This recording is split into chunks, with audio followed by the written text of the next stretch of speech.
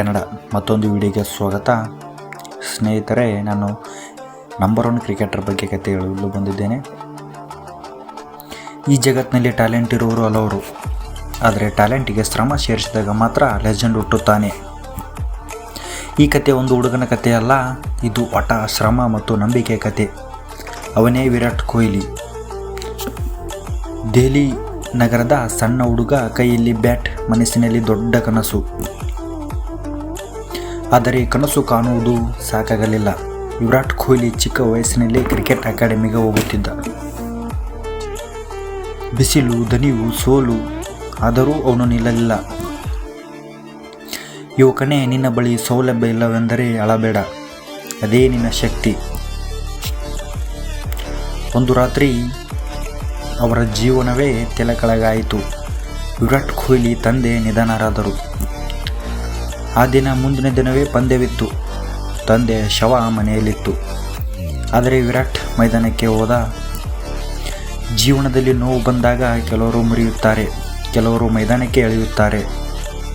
ಆ ದಿನ ವಿರಾಟ್ ಶತಕ ಮಾಡಿದ್ದ. ಅವರು ಅಂದು ತೀರ್ಮಾನಿಸಿದ, ನಾನು ಕುಸಿಯುವುದಿಲ್ಲ, ನಾನು ಗೆಲ್ಲುತ್ತೇನೆ. ವಿರಾಟ್ ಕೊಹ್ಲಿಯವರು ಟೀಮ್ ಇಂಡಿಯಾ ಸೇರಿದ ಮೇಲೆ ಎಲ್ಲವೂ ಸುಲಭ ಅಂತ ಅನಿಸುತ್ತಾ ಇಲ್ಲ. ಪಿಟ್ಟಲ್ಲ, ಟೆಂಪರ್ ಇದೆ. ODI T20 ಫ್ಲಾಪ್ ಅಂತ ಹೇಳಿದರು. Social media troll, criticism. ಆದರೆ ವಿರಾಟ್ ಕೇಳಲಿಲ್ಲ. ಯುವಕನೇ, ನಿನ್ನನ್ನು ಟೀಕಿಸುವವರು ನಿನ್ನ ಜೊತೆಗೆ ಓಡುವುದಿಲ್ಲ, ಅವರು ನಿನ್ನ ಹಿಂದೆ ನಿಲ್ಲುತ್ತಾರೆ. ವಿರಾಟ್ ತನ್ನನ್ನು ತಾನೇ ಬದಲಾಯಿಸಿಕೊಂಡ. Fitness, discipline, focus.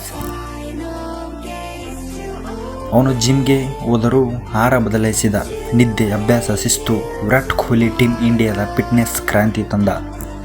ನಾಯಕ ಎಂದರೆ ಮಾತನಾಡುವವನಲ್ಲ, ಮಾದರಿಯಾಗುವವನು. ಅವನು ಹೇಳಿದ, I don't chase records, I chase excellence ಅಂತ. ನಿನ್ನ ದೇಹ ಬಲವಾದರೆ ಸಾಕಾಗಲ್ಲ, ನಿನ್ನ ಮನಸ್ಸು ಬಲವಾಗಬೇಕು.